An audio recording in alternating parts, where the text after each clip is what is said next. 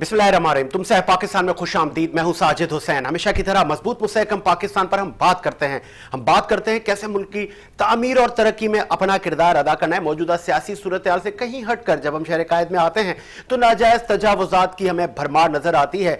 न सिर्फ मुज़फ़्फ़ाती कॉलोनी बल्कि अब तो मेन शाहराहें भी बची नहीं है।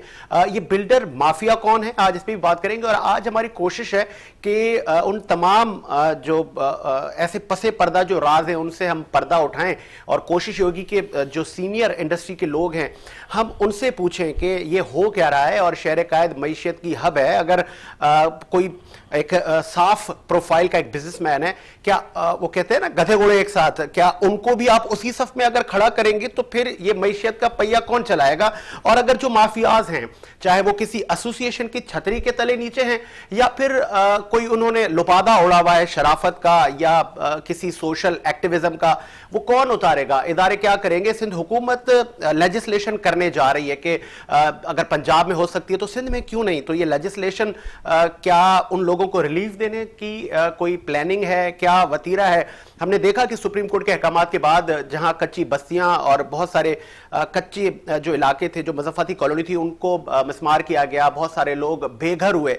फिर हमने देखा नस्ला टावर कराची की बुलंद एक इमारत, एक बहुत बड़ी बिल्डिंग भी इसी जद में आ गई। तो क्या गरीब और अमीर के लिए कानून एक ही है, क्या इंसाफ के तमाम तकादे पूरे किए जा रहे हैं। आज इन तमाम मौजूओं पे बात करने के लिए मेरे साथ स्टूडियो में मौजूद हैं आप केसीसीआई में कंस्ट्रक्शन कमेटी के चेयरमैन और आप साबिक आप चेयरमैन आबाद एसआर सदर्न रीजन भी रह चुके हैं, अल्ताफ ताई साहब। बहुत शुक्रिया ताई साहब, आपने टाइम दिया। अल्ताफ ताई साहब, स्टार्ट करेंगे इसी आपने देखा कि हर लोग के मतलब एक हर मकातब फिक्र के माइंड में एक चीज है, बिल्डर माफिया, बिल्डर माफिया। तो अल्ताफ ताई साहब, बिल्डर माफिया नहीं है? सवाल ही पैदा नहीं होता सर। देखें, एक होता है कि बिल्डर माफिया और एक होता है builder. There is a lot difference between builder and builder mafia. Builder का मतलब है कि एक बिल्डर जो कि कमर्शियल प्लॉट लेता है, इसके ऊपर सबसे पहले एनटीएन नंबर लेता है, फिर प्लॉट अपने नाम पे रजिस्टर्ड करता है, इसके बाद इसके ऊपर द डे फर्स्ट से लेके द डे लास्ट तक इसकी सारी परमिशंस लेता है, इसके बाद इसका टैक्स भरता है। जितने लोग हमसे परचेज करते हैं इनसे एनटीएन नंबर लेता है। They can declare in their taxes कि वी परचेज दिस मतलब फ्लैट्स फ्रॉम द बिल्डर। उसके बाद वो अपनी बुक्स में डिक्लेयर करते हैं, बिल्डर अपनी बुक्स में डिक्लेयर करता है। At the end of the day completion लेके बिल्डर इसकी रजिस्ट्री करा के इसको हैंड ओवर करता है। इसको बिल्डर कहते हैं। और बिल्डर माफिया इसको कहते हैं जो आज तक किसी ने वो नहीं किया। बिल्डर माफिया इसको कहते हैं कि एक आदमी ने किसी भी रेसिडेंशियल इलाके में 1000 गज का प्लॉट लिया। 1000 गज का प्लॉट लेने के बाद आपको पता है कि कराची के अंदर ग्राउंड प्लस 2 की परमिशन नहीं है, तो 1000 गज के प्लॉट पे ग्राउंड प्लस 1 की परमिशन ली और ग्राउंड प्लस 6 का इसने बिल्डिंग्स बनाई और उसके अंदर अपार्टमेंट्स डिवाइड करके लोगों को भेज दिए और रजिस्ट्रार के थ्रू मिल के उनको मतलब एक रिश्वत दे के और एक रजिस्ट्री करा दी और उसने वो काम किया। उसके लिए ना इसको किसी से परमिशन लेनी है, ना किसी इदारे से परमिशन लेनी है। इसको केएससी भी मिल जाएगी, मतलब अपर हैंड से इसको गैस भी मिल जाएगी, इसको पानी का कनेक्शन भी मिल जाएगा। ना इसने गवर्नमेंट में टैक्स भरना है, ना इसने कहीं जगह डिक्लेयर करना है। इसको आप कहेंगे बिल्डर माफिया। तो अब इसमें आप समझे तजाद है। हर आदमी एक बात करता है कि बिल्डर और बिल्डर माफिया में क्या फर्क है। देखिए, दुनिया में एक आपको बताऊं कि एक चीज डिक्लेयर्ड होती है। ये जितनी चीजें आपने बताई, जितनी एनओसीज आपने बताई कि एक अच्छे प्रोफाइल का जो बिल्डर है, जिसको आप माफिया ना कहें जो आप कह रहे हैं, डेफिनेटली कैसे अवाम को वो जो आप एनओसीज हैं ना तो वो शो होती हैं और फिर एनओसीज के बाद बिल्डिंगें भी गिर रही हैं। फिर ये भी एक क्लेम है आप बिल्डर हजरात पर कि आप रिश्वत दे के वो एनओसीज लेते हैं। देखिए, मैं आपको बताऊं, बहुत अच्छी बात की, एक ट्रेंड होता है, एक ट्रेंड होता है। अगर हम इस वक्त जाते हैं, एक एनओसी लेते हैं, एक प्लॉट ट्रांसफर कराते हैं, एक चीज कराते हैं, तो हमको अर्जेंट काम के लिए ठीक है थोड़ा बहुत, लेकिन ऐसा नहीं है कि हर एनओसी में हमको कोई रिश्वत देनी पड़ती है, हर एनओसी में हमको पीछे जाना पड़ता है। हमने पैसे भरने हैं द डे फर्स्ट से, हम पैसे भरते हैं, हम लीगल नहीं, वो जो आप पैसे भरते हैं वो कौमी खजाने में जाए ना सर। 100% वो कौमी खजाने में जाते हैं। मैं आपको यही तो कह रहा हूँ कि भाईजान, अगर हम एक प्लॉट लेते हैं, उस प्लॉट को सबसे पहले तो जब हम डलवाते हैं अखबार के अंदर, एक चीज अखबार के अंदर डलवाने के बाद जब इसको ट्रांसफर करवाते हैं, ट्रांसफर करवाने हम एडवांस टैक्स से लेके गवर्नमेंट की रजिस्ट्रेशन का टैक्स भरते हैं। जब वो टैक्स भरने के बाद फिर हम इसको सोसाइटी में रजिस्टर करवाते हैं, इसके बाद मिनिस्ट्री ऑफ कॉमर्स में भेजते हैं, then we eligible to owner of the plot. Owner of the plot होने के बाद फिर हम इसकी प्लानिंग करते हैं, प्लानिंग कराने के बाद सोसाइटी में भेजते हैं, सोसाइटी में भेजने के बाद सोसाइटी की requirement fees as per their demand, as per not our willing, as per their demand भेजते हैं। क्यों भेजते हैं?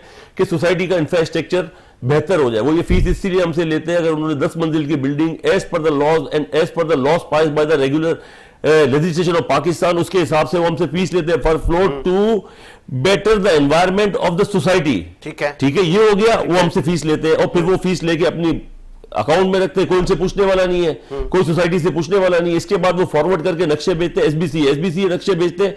एसबीसी हमसे बेटरमेंट चार्जेस लेती है, बेटरमेंट चार्जेस की मदद में करोड़ों रुपए लेती है के बाहर रोड इंफ्रास्ट्रक्चर, पानी का इंफ्रास्ट्रक्चर ले हो जाए। इसके बाद फिर एसबीसी ने हम पे एक और टैक्स इंपोज किया कि वाटर के लिए 1600 रुपए पर स्क्वायर यार्ड वो अलग लेती है एसबीसी हमसे, कि वो हम उसको भेजेंगे वाटर एंड बोर्ड को। वो टैक्स सारे गवर्नमेंट की किट्टी में जाते हैं, फिर वो एसबीसी डिसबर्समेंट करे या नहीं करे, SBC as authority.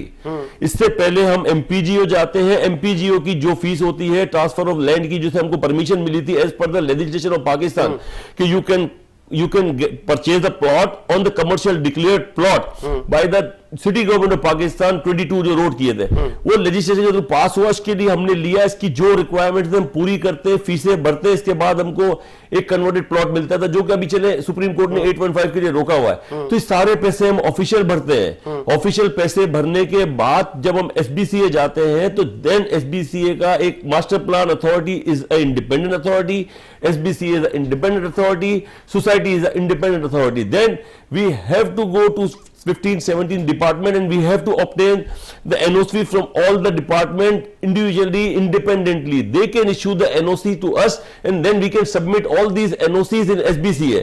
After verification, re-verification of all these NOCs by the SBA from all department directly without our involvement, then they can issue give us the permission to raise the building. Not raise the building, first they can give us the permission for excavation, for shore piling. इसके बाद हम जब plan पे आते हैं, जब तक ये फिर इसके बाद प्लान वेरिफिकेशन करते हैं। प्लान वेरिफिकेशन करने के बाद एवरी विजिलेंस होती है, हर फ्लोर की हमको सर्टिफिकेट इश्यू होती है।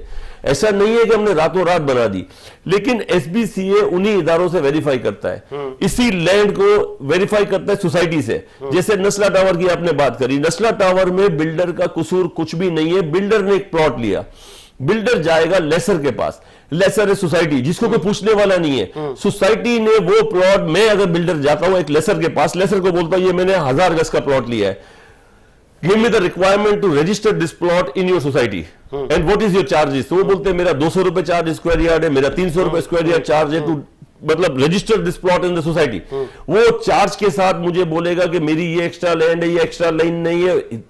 Lesser is the authority, builder is not the authority. Builders have to complete all the requirement of the society and all individual अपने अथॉरिटीज। नहीं, आपको नहीं लगता कि एक मशहूर मुहावरा है मलिक रियाज साहब का कि फाइल पे पहिए लगा दिए मैंने, इट मींस मैंने पैसे रख दिए, तो जो काम मेरा 6 माह में होना था मेरा वो 8 दिन में हो गया, फाइल को पहिए लग गए। अब ये सारा घूम फिर के मेरे लोग हैं वो मेरा काम जल्दी करवा देंगे। ये जो पहिए लगाने का कॉन्सेप्ट है, ये आप भी अल्ताफ ताई आप नहीं देते?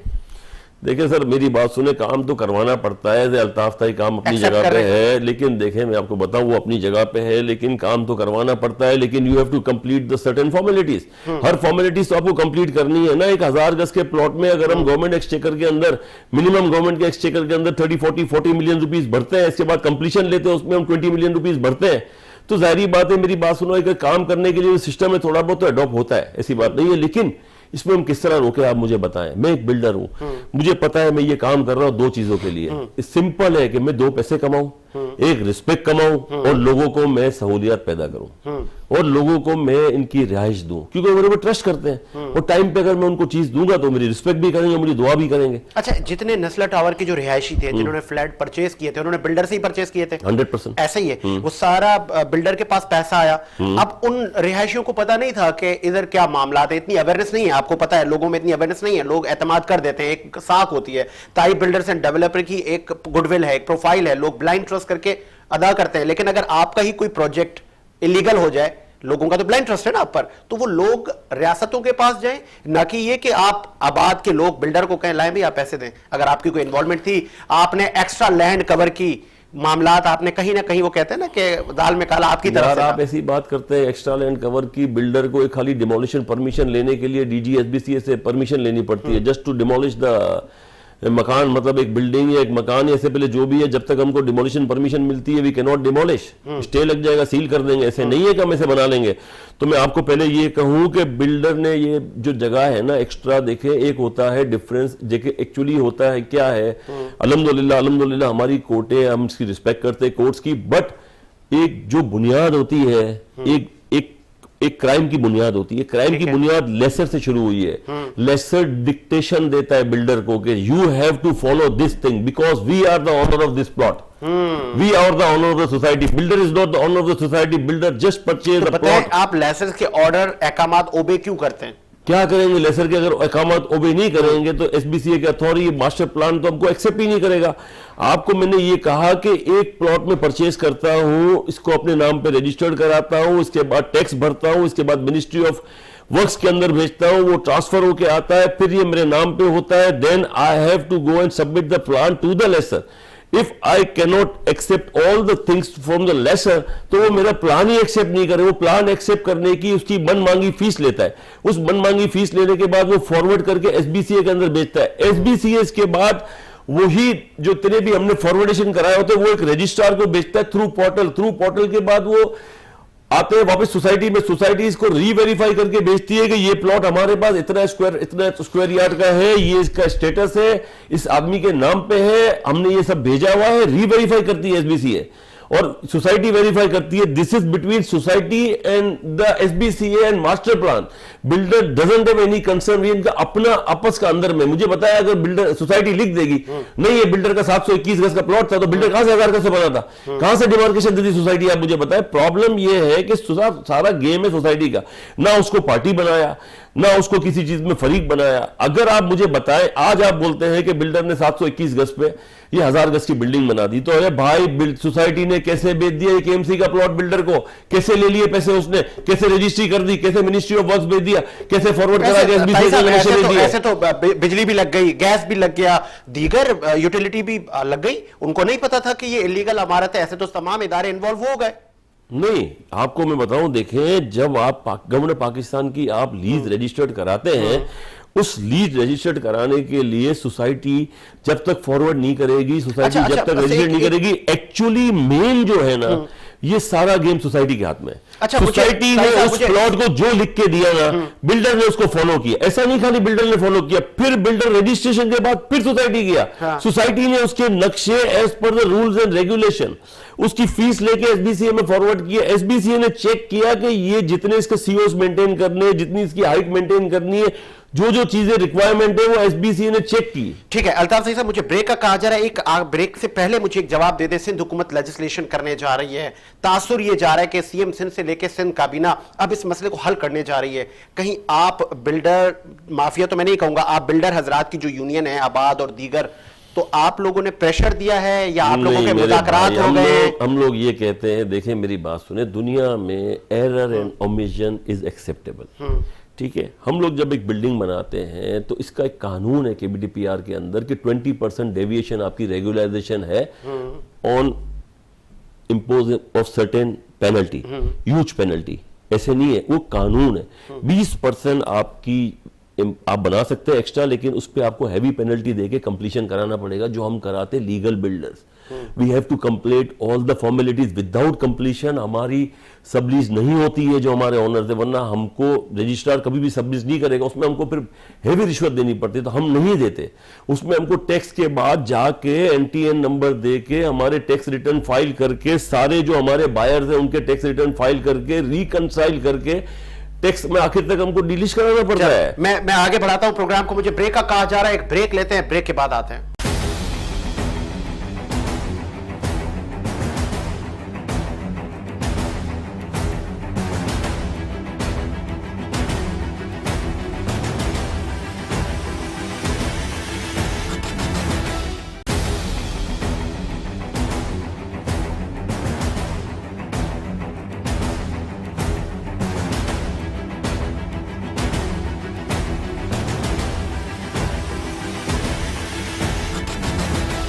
ब्रेक के बाद खुश आमदीद। प्रोग्राम को आगे बढ़ाते हैं और बात हम कर रहे थे कंस्ट्रक्शन के शोबे पर, और कंस्ट्रक्शन के शोबे को इंडस्ट्री का लकब दिया गया और एमनेस्टी भी दी गई, बहुत सारी फैसिलिटेट इनको किया गया। कोविड के बाद हुकूमतों के भी ये कहें कि आंख का तारा बनी है इंडस्ट्री, क्योंकि एलाइड इंडस्ट्री बहुत सारे लोग इसमें मुस्तफीद हो रहे थे, एम्प्लॉयमेंट हो रही थी, चाहे सीमेंट, सर या दीगर बहुत सारी इंडस्ट्री इससे मतलब फ़ायदा ले रही थी और एक मईशियत में एक इनका किरदार था। लेकिन अचानक ऐसा क्या हुआ कि सुप्रीम कोर्ट के अहकामात के बाद नाजायज़ तजावुज़ात तो गिरेंगी, लेकिन अगर किसी की एक लीगल चीज़ है तो वो क्यों गिरेगी? उनको तो डरो खौफ नहीं होना चाहिए, लेकिन आम आवाम में भी ये तासुर है कि जिन्होंने अपार्टमेंट बुक कराए हुए हैं, जिन्होंने फ्लैट्स बुक कराए हुए हैं, उनको पता नहीं था कि इस बिल्डर की साख क्या है। अब वो उनकी साख के पीछे लगे कि जी पता नहीं ये बिल्डिंग जिसमें हमने बुक किया है ये कैसी होगी, ये भी तो नहीं गिरेगी, ये तो इस जद में नहीं आएगी। ताई साहब आगे बढ़ाते हैं सिलसिले को। Association of builders end developer 1200 से ज़्यादा मेरी नॉलेज के मुताबिक आपके मेंबरान हैं। क्या ये सारे ही हाजी हैं, सारे ही अच्छे प्रोफाइल के हैं? आपको नहीं लगता कि इसमें भी ऐसे हैं? देखिए sir, maximum number of builders हैं वो अच्छे हैं। देखिए जहाँ 10 लोग होते हैं वहाँ मैक्सिमम अच्छे हैं, हम ये बोलते हैं। और जो गलत भी करते हैं ना, उसके हमारी एक कंप्लेंट कमेटी है, हमारे पास नेप से भी कंप्लेन आती है, हमारे पास एफआई से भी कंप्लेन आती है, हम उसको सॉर्ट आउट करने की कोशिश करते हैं। मैं और जो बिल्डर अगर काम नहीं करता तो उसको हम आवाज से मतलब निकाल देते हैं। मैं इसको कंटिन्यू करूंगा। दानिश बिन रऊफ साहब हमारे साथ मौजूद हैं, साबिक चेयरमैन सदरन रीजन। दानिश आप सुन सकते हैं? अस्सलामुअलैकुम, कैसे हैं साजिद साहब आप? बहुत शुक्रिया। दानिश बताइएगा, निस्ला टावर पे प्रोटेस्ट हुआ कुछ दिन पहले, आप भी मुमकिन है वहां मौजूद होंगे, ऐसा ही है? बिल्कुल है सर। ये चेमा गोइयां हैं कि वो जो प्रोटेस्ट था वो पेड था और बहुत सारे लोग लाए गए थे बाहर से। बिल्डर हजरात की तादाद कम थी, जितने के ऐसे लोग थे शरपसंद अनासिर थे जिन्होंने शारा फैसल को भी बंद करने की कोशिश की। और आपको नहीं लगता ये कंटेम्प्ट ऑफ कोर्ट था? साजिद साहब, पहले तो मैं बिल्कुल आपकी बात से बिल्कुल ही समझ ले के इनकार करूंगा, और कि ऐसी कोई भी बात नहीं थी कि उसमें कोई पेड लोग लाए गए थे। ये हमारे आबाद का एक बिल्कुल प्रोटेस्ट था और एक पीसफुल प्रोटेस्ट था, जिसमें हमने शारा फैसल पे नहीं आना था, हमने अपना प्रोटेस्ट रिकॉर्ड कराना था हुकूमत के उन इदारों। मैं था सर, दानिश साहब, मैं वहां था प्रोटेस्ट में, और शारा फैसल पर एक रेवड़ गया जिसपे पथराव हुआ और उस पत्थर की जद में मैं भी आया था सर। अरे सर, वो फिर पथराव था, वो मैं समझता हूँ वो पुलिस की जानिब से था पथराव भी, और एक हमारा पीसफुल प्रोटेस्ट था। अगर आप वीडियोस देखें तो मैं आपको वीडियोस भेजता हूँ, कोई तकरीबन 4 से 5 ऐसी वीडियोस है जिसमें पुलिस वाले मेरे ऊपर लाठी चार्ज कर रहे थे, और वो वीडियो सारे चैनल में दिखाई है। और मैं अगर आपको चोटें दिखाऊंगी कितनी चोटें मुझे लगी हैं, उसके निशानात आज भी मौजूद है मेरे जिस्म के ऊपर। तो ऐसा नहीं है कि ये समझ ले हमारे पीसफुल जो प्रोटेस्ट था, जिसमें हम एक सिंध हुकूमत और पाकिस्तान की गवर्नमेंट से सवाल पूछने गए थे कि कौन से इदारे की एनओसी है जिसके बाद आप उसको ऑथेंटिक मानते हैं, कौन से इदारे की एनओसी ले जिससे बिल्डर से बाद में कोई सवाल ना हो। तो ये हमारा एक छोटा सा सवाल था कि 17 एनओसी होने के बाद भी अगर बिल्डिंग टूटेगी तो कहाँ इन्वेस्टर का कॉन्फिडेंस कहाँ जाएगा?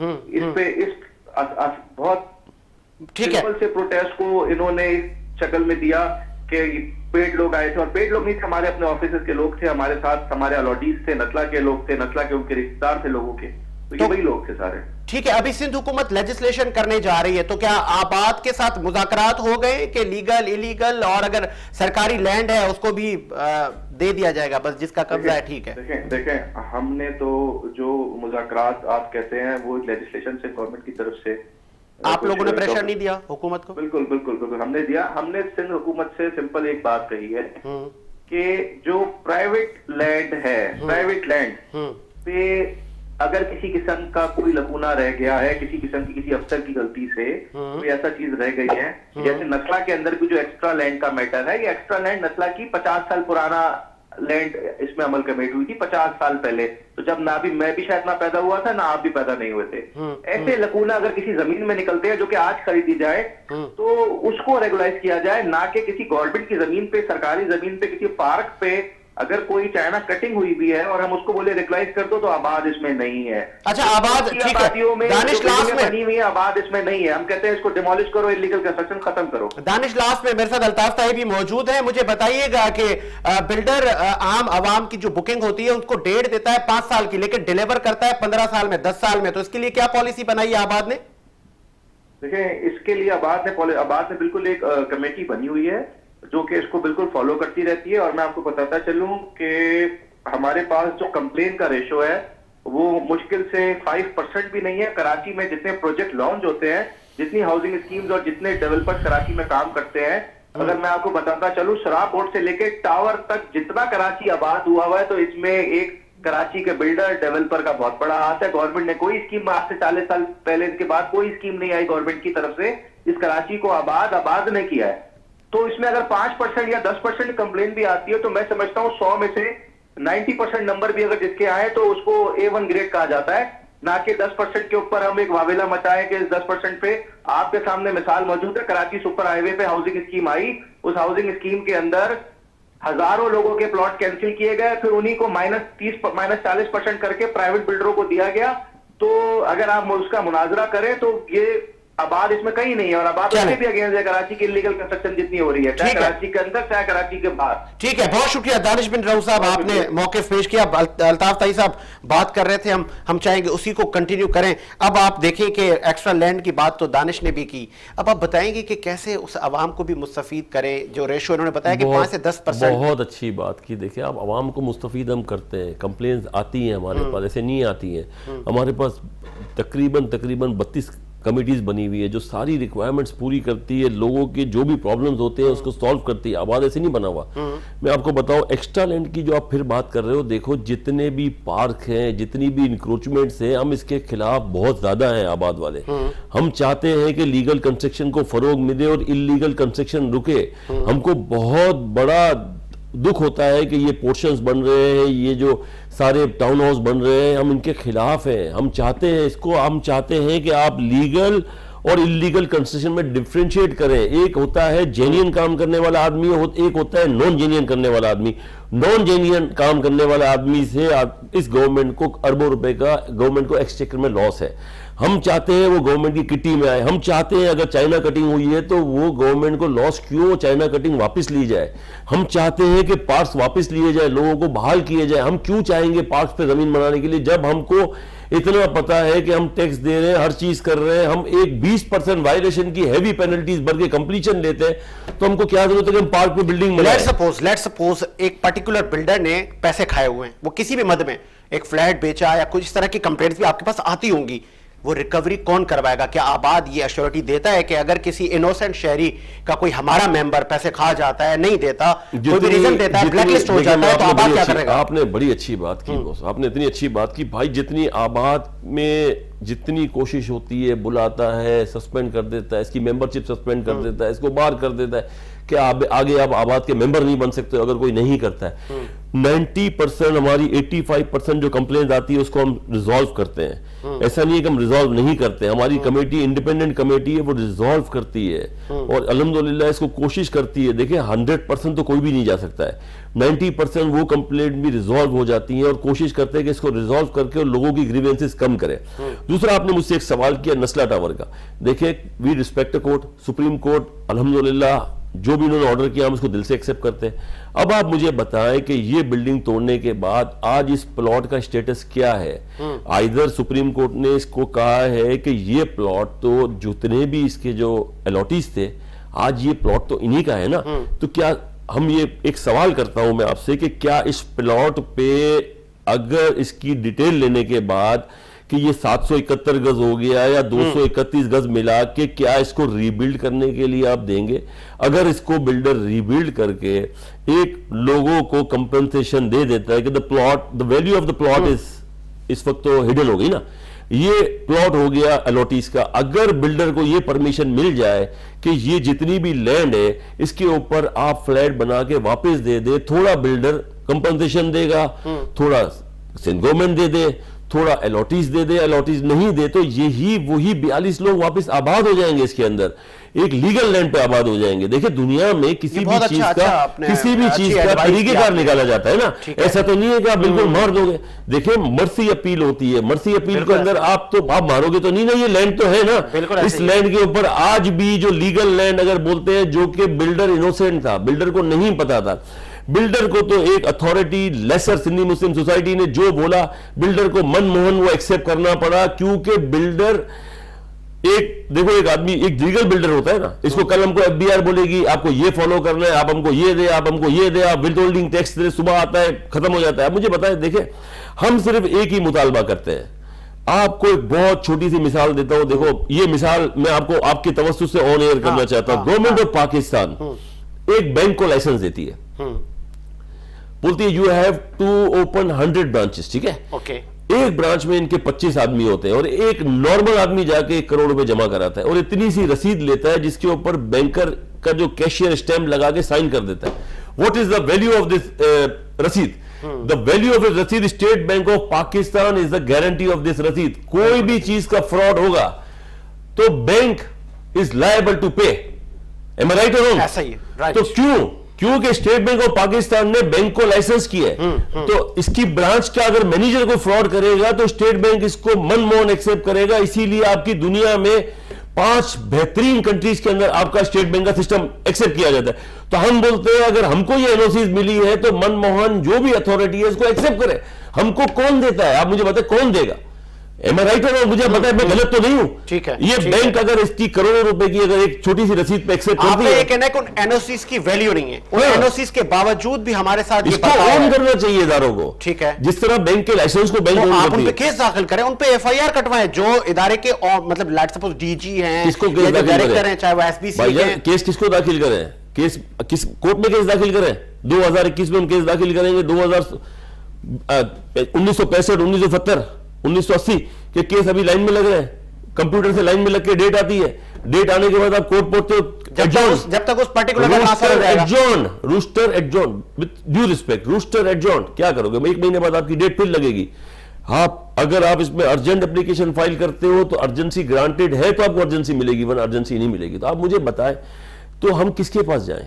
इदारों के पास फरियाद करेंगे ना, किसके पास जाएंगे? स्टेट बैंक ऑफ पाकिस्तान अगर हर जगह पे ये बैंक के केस फाइल करने लगे तो क्या ये लोग छोटी सी रसीद देंगे? आज इसी प्लेटफॉर्म से, इसी मेरे प्रोग्राम से आप सिंध हुकूमत से मुतालबा करें, मैं भी करता हूं कि आप एक प्रेस कॉन्फ्रेंस करें और उन इदारों को बोलें कि ये एनओसी आप लोगों ने इश्यूज की, जो कि आपका पावर था, आपका इख्तियार था, आपका इदारा बना ही इसलिए था कि आप एनओसी इशू करें और लोग उसके अकॉर्डिंग कंस्ट्रक्शन करें।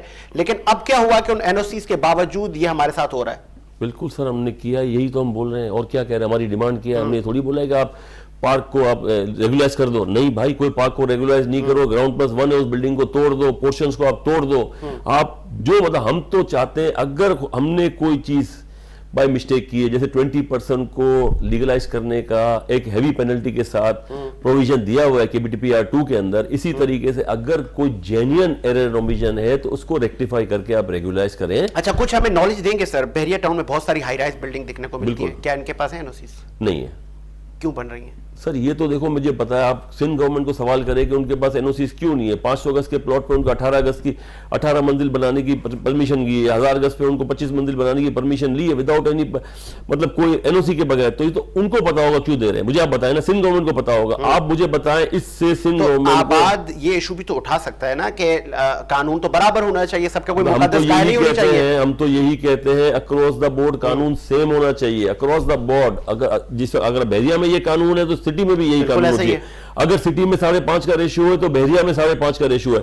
अगर हम सिटी में 1000 गज के प्लॉट पे गवर्नमेंट के एक्सचेकर के अंदर बेटरमेंट के साथ जमा कराते हैं 40 करोड़ 4 करोड़ रुपए, तो बहरिया से भी मिलने चाहिए ये गवर्नमेंट को। किसको नुकसान है? गवर्नमेंट के एक्सचेकर को नुकसान है ना। तो ये गवर्नमेंट को मिलने चाहिए। और अगर बहरिया ने इंफ्रास्ट्रक्चर प्रोवाइड कर दिया है तो बहरिया नेगोशिएट करके ये काम करे। देखिए मैं आपको बताऊं, अक्रॉस द बोर्ड, जैसे अगर हमारे यहाँ नस्ला टावर रेगुलाइज नहीं हुआ, ठीक है, कोर्ट्स माशाल्लाह रिस्पेक्टेड है, कोर्ट की हम रिस्पेक्ट करते हैं। तो ये जिस तरह आपने डिमांड्स की हैं आबाद ने, तो अगर आप यही डिमांड्स वो भी करें कि ये भी बिल्डिंगें आप देखें, उनकी तस्वीरें आप शो करें, आप उनके खिलाफ भी एहतजाज करें कि कानून सबके लिए एक होना चाहिए, तो क्या आप ये करेंगे? आपने बड़ी अच्छी बात की, सूरज निकलता है और दिन आता है। भाई तो हम क्या सूरज सबको दिखाएंगे? सिंपल है यार, सबको पता है, पूरे सबको पता है कि वहां पे विदाउट परमिशन बिल्डिंग्स बन रही हैं। सुबह परमिशन मिलती है, लेकिन हमारी इत्तलात के मुताबिक आबाद के बहुत सारे लोगों की भी है बिल्डिंग्स। बिल्कुल है।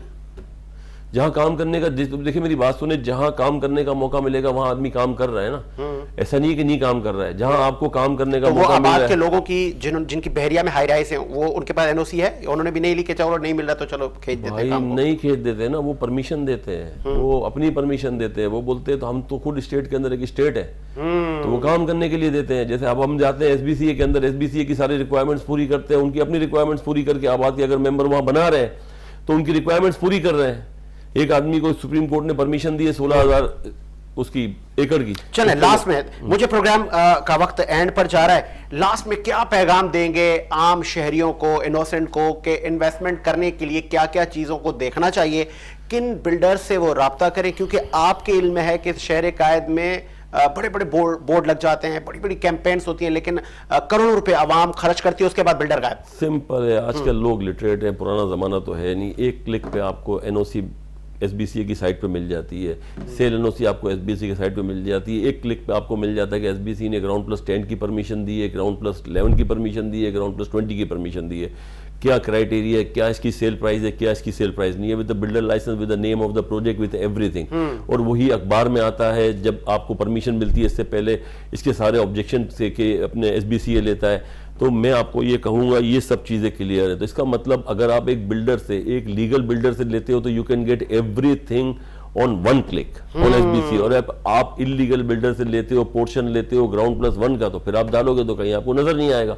तो सिंपल है, लिटरेट लोग हैं आज माशाल्लाह अल्हम्दुलिल्लाह, कोई प्रॉब्लम है नहीं, हर चीज आपकी एक क्लिक पे गूगल पे आपको नजर आ जाएगा। तो आप लोगों को बोले कि ये जेन्युइन और नॉन जेन्युइन, आपका कहना है जहां से में ना है, आप एक क्लिक करें और आपको पूरा प्रोफाइल आ जाएगा। कोई प्रॉब्लम नहीं है। देखिए आप मतलब इसमें कोई इशू नहीं है। और ये नस्ला टावर तो देखिए एक ऐसी मिसाल है कि एक चीज society, just because of the society, मैं आज आपको फिर कहूंगा सोसाइटी ने ये अपनी हद दर्मी की वजह से किया है। बिल्डर का क्या कसूर है भाई? बिल्डर तो जाएगा अथॉरिटी के पास, मैं आपको फिर कहता हूं हम तो जाते हैं अथॉरिटी के पास, अथॉरिटी बोलती है स्ट्रक्चर का चालान जमा कराओ, अथॉरिटी बोलती है सेल एनओसी का चालान जमा कराओ, अथॉरिटी बोलती है बेटरमेंट चालान जमा कराओ, जो अथॉरिटी बोलती है चालान बना के देती है, अथॉरिटी बोलती है कंप्लीशन का चालान जमा कराओ, अथॉरिटी बोलती है इतना आप कर सकते हो, अथॉरिटी बोली आप इतना सेटबैक कर सकते हो, अथॉरिटी बोलती है कंपलसरी ओपन स्पेस में नहीं कर सकते हो। तो अल्हम्दुलिल्लाह हमारी कोर्ट के पास सब कुछ है। सिर्फ हम तो ये कहते हैं, हमारी आबाद का मुतालबा जो हमने किया है, ये किया है कि सारी एनओसीज जब ऑब्टेन करने के बाद हम जाते हैं पब्लिक, और जब ये पब्लिक से हम पेमेंट लेते हैं, पैसे लेते हैं, जिस तरह बैंक का जो ब्रांच है वो बैंक से पैसे लेता है और वो अपने पास जमा कर लेता है, तो जाहिर बात है ऑन लाइसेंस देती है स्टेट बैंक ऑफ पाकिस्तान और वो उसको ओन करती है। अगर बैंक डिफॉल्ट भी होता है तो स्टेट बैंक ऑफ पाकिस्तान इसको ओन करती है और पेमेंट करती है। Am I right or wrong? Right. तो इसी तरीके से कोई अथॉरिटी स्टेट बैंक की तरह इसको भी ओन करे अगर कोई प्रॉब्लम हो। एनओसी से पहले जो रिक्वायरमेंट हम करने के लिए तैयार है, इसके बाद फिर हमको लाइसेंस देने के बाद हम एक इनोसेंट पब्लिक से पैसे ले लें और उसको कोई ओन करने वाला नहीं है और बिल्डर को गालियां पड़े टैक्स भरने के बाद, इतना काम करने के बाद, हमारी ये डिमांड है। ठीक है, बहुत अच्छी बात की अल्ताफ साई ने कि हु इज रिस्पॉन्सिबल। रियासतों को अपना निजाम मजीद इंप्रूव करना होगा, क्योंकि बिल्डर्स अगर तमाम आपकी फॉर्मेलिटीज एज पर मतलब जो जो इदारों की जो मामलात हैं वो तो फुलफिल करने में लगे हुए हैं, लेकिन वो तमाम चीजें करने के बावजूद अगर इस तरह के मामलात होंगे तो इस मुल्क में कौन इन्वेस्टमेंट करेगा, कौन लोगों को नौकरियां देगा? ये तमाम इन्वेस्टर चले जाएंगे आपके अफगानिस्तान, बांग्लादेश, यूरोपियन कंट्रीज में चले जाएंगे, वहां जाके ये इन्वेस्टमेंट करेंगे, क्योंकि वहां पर इन्वेस्टर्स को, बिजनेस कम्युनिटी को फैसिलिटेट किया जाता है। तो यहां पर फैसिलिटेट कौन कर रहा है? यहां पे मिनिस्ट्रियां क्या कर रही हैं? कौन पर्टिकुलर मिनिस्टर है, कौन पर्टिकुलर किसी भी सूबे का सीएम है जो कि एक कमेटी बना है, जो कि डायरेक्ट बिजनेस कम्युनिटी, चाहे वो किसी भी इंडस्ट्री से उनका ताल्लुक क्यों ना हो, चाहे वो कंस्ट्रक्शन इंडस्ट्री से हो या टेक्सटाइल से हो, उनको वो ऑन करे, उनके मामलात सुने, बजाय ताखीर के वो अवाम पर नजला गिरे और अवाम का पैसा भी जाए और फिर बेरोजगारी जन्म ले और फिर रियासतें और तमाम जो हुकूमतें, यहाँ पर जो तमाम पॉलिटिकल स्ट्रक्चर हैं वो दावे और वादे करते हमें नजर आते हैं, जी हम रोटी कपड़ा मकान देंगे, फिर एक पार्टी कहती है कि हम 50 लाख घर देंगे। तो ये पॉसिबल है? आज सरी और सीमेंट की कीमतें कहाँ हैं? लो कॉस्ट हाउसिंग पर भी बात करनी थी, लेकिन आज क्योंकि प्रोग्राम का वक्त एंड होता है, फिर कभी हम अल्ताफ साहब को जहमत देंगे, इस पर बात करेंगे क्या लो कॉस्ट हाउसिंग जो पीटीआई के मंशूर में था, क्या ये आवाम को मिल पाएंगे, नहीं मिल पाएंगे, और बैंकों ने कितने कर्जे दिए, आवाम कितनी मुस्तफीद हुई। एक इस वक्त एंड हुआ चाहता है प्रोग्राम का, कोशिश होगी नेक्स्ट प्रोग्राम में इन तमाम चीज़ों पर हम रोशनी डालें। मुझे साजिद हुसैन को इजाजत दीजिए, मुलाकात होगी नए प्रोग्राम के साथ। अल्लाह हाफिज़।